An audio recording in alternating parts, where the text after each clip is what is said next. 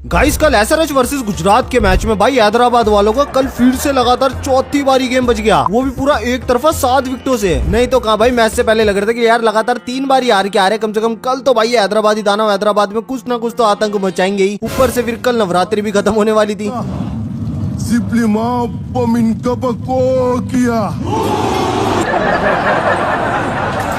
लेकिन अब की बारी हैदराबादी दानवों का सामना हो गया हैदराबाद के सुपर कोप मियां भाई से, और फिर मियां भाई ठहरे हैदराबाद के जय कान शिकरे। फिर क्या धर लिया भाई हैदराबाद के 4 दानवों को। अब भाई मैच से पहले मियां भाई और हेड की थोड़ी बहुत झपिया हपिया देखकर लोगों का मूड जरूर खराब हुआ, लेकिन फिर मैच शुरू होने के बाद जब पहले ओवर में मियां भाई ने हेड को अरेस्ट किया, कसम से भाई मजा ही आ गया। और सिर्फ हेड ही नहीं भाई, अभिषेक शर्मा, अनिकेत वर्मा और सिमरजीत को भी रिमांड में ले लिया। भाई आरसीबी के मैनेजमेंट ये तुम्हारे मुंह पे करारा चाटा जो तुमने मियां भाई को नल्ला समझ लिया था। डे बाय डे भाई मियां भाई की नेहरा जी के अंडर बॉलिंग क्या ही डेडली होती जा रही है। आरसीबी के खिलाफ 19 रन देकर 3 विकेट, वहाँ प्लेयर ऑफ द मैच। और कल हैदराबाद के खिलाफ 17 रन देकर 4 विकेट, भाई वहाँ भी मैन ऑफ द मैच बन गए। लेकिन मियां भाई सेलिब्रेशन हमने हेड की विकेट के बाद दिग्वेश के लेवल की उम्मीद करी थी, मगर ये भी चलो ठीक ठाक ही है। बस मियां भाई थोड़ा सा सैंड ऑफ एंड ऑफ करते तो थोड़ा सा और मजा आ जाता। अच्छा तेरा बाप यहाँ छोड़कर गया था कि तेरी माँ?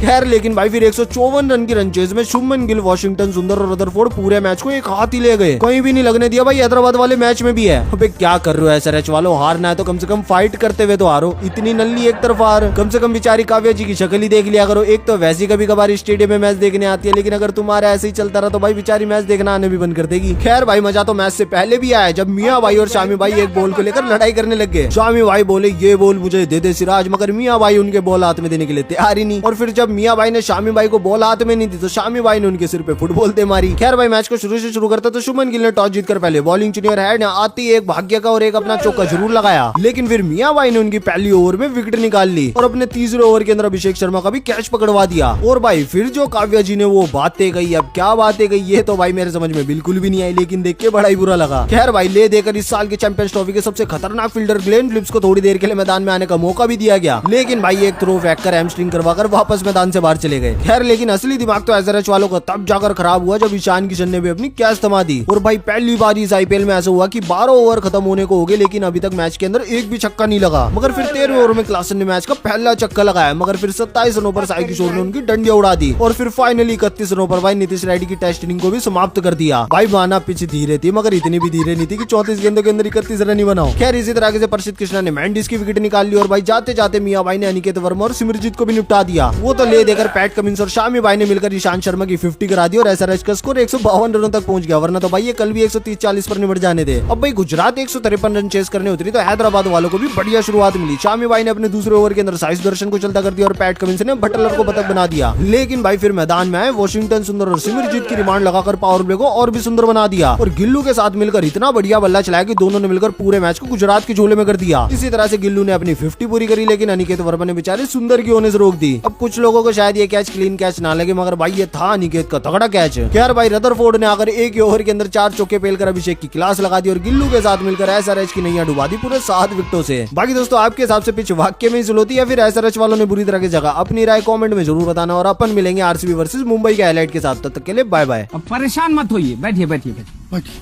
खैनी खाइएगा क्या? हम तुमको खैनी खाता दिखते रहे?